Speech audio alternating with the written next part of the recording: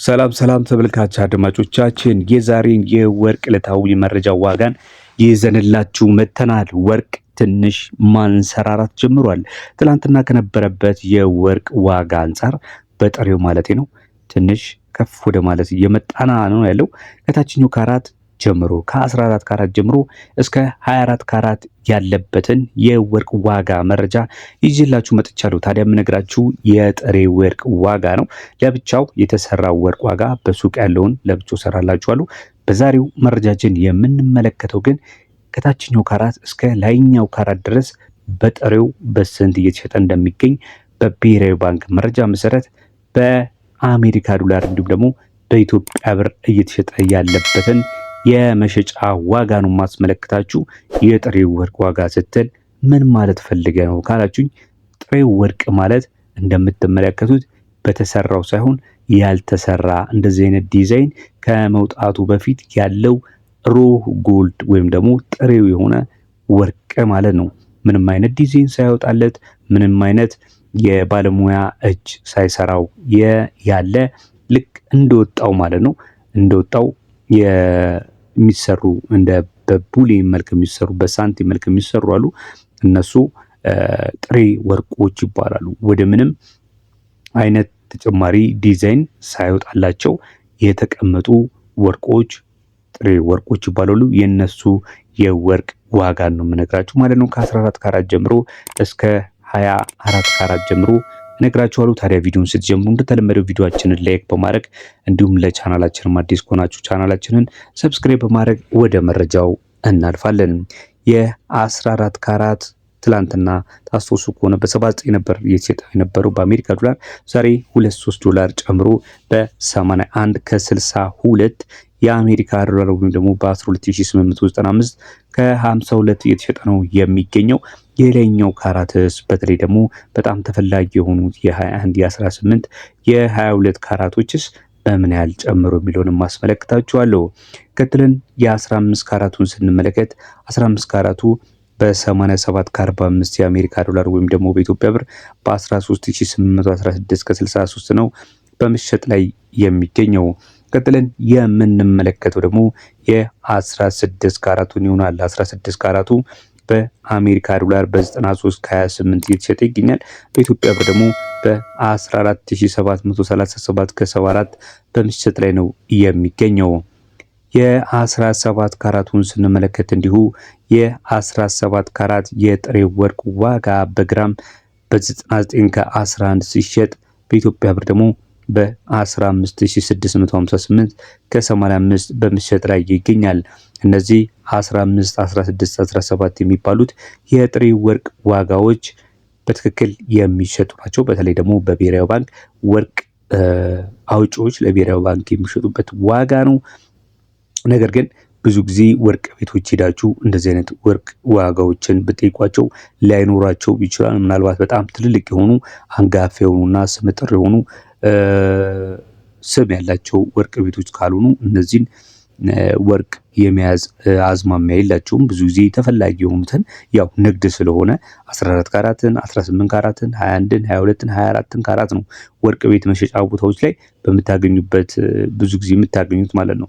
ነገር ግን እነዚህ ወርቆች አንደኛ መጠኑ አነስተኛ ቢሆንም ኤክስፖርት ይደረጋሉ። በተለይ እኛ ሀገር ስላልተለመደ ነው እንጂ አንዳንድ በጣም ሬር የሆኑ ማቴሪያሎች እንደነዚህ አይነት ወርቆችን የሚፈልጉ እቃዎች አሉ። ለነዛ ግብአቶች ሆኑ ያገለግላል። ያው በእኛ ሀገር አልተለመደም። ለቅንጦት እቃ ሰዎች አይጠቀሙባቸውም። ቢጠቀሙባቸው የሚገዙት ለሰርግ ጊዜ 21ን ወይ ደግሞ ለስጦታ 24 ካራት ጥሬ ወርቅን ሊገዛ ይችላል እንጂ በተለይ እንደዚህ ያልተለመደ የወርቅ አይነቶችን ካራቶችን አነስተኛ የሆነ ይዘት ያላቸው እንደተለያዩ ማቴሪያሎች የመጠቀም አዝማሚያ የለም ማለት ነው። ነገር ግን እነዚህ የወርቅ እንትኖች በብሔራዊ ባንክ መረጃ መሰረት በሚሸጥ ላይ ነው የሚገኙት ማለት ነው። ብዙ ባታገኙም የለም ማለት ግን አይደለም። በጣም ትልልቅ የሆኑ ወርቅ ቤቶች እነዚህ የወርቅ አይነቶች አሉ። በጣም የተለመዱና በጣም በብዛት እየተሸጠ የሚገኘው የ18 ካራት ወርቅ በስንት እየተሸጠ ይገኛል? በኢትዮጵያ ብር በ16000 579.95 ነው በጥሬው እየተሸጠ የሚገኘው። በኢትዮጵያ ብር ደግሞ በአሜሪካ ዶላር ደግሞ በ104.94 ነው እየተሸጠ የሚገኘው። ይህ የወርቅ አይነት በተለይ በአሜሪካ በአውሮፓውያን ዘንድ በጣም ተወዳጅ ነው። በጣም ጠንካራ ስለሆነ ሌሎች የከበሩ ማዕድናቶችን በደንብ አድርጎ መያዝ ይችላል። በተጨማሪም ደግሞ ብቸኛ ፖላዲየም የሚባል ቀለም በመቀባት ከለሩን ወደ ነጭ አንዳንዴም ወደ ሮዝ መቀየር የሚችል የወርቅ አይነት ነው ማለት ነው።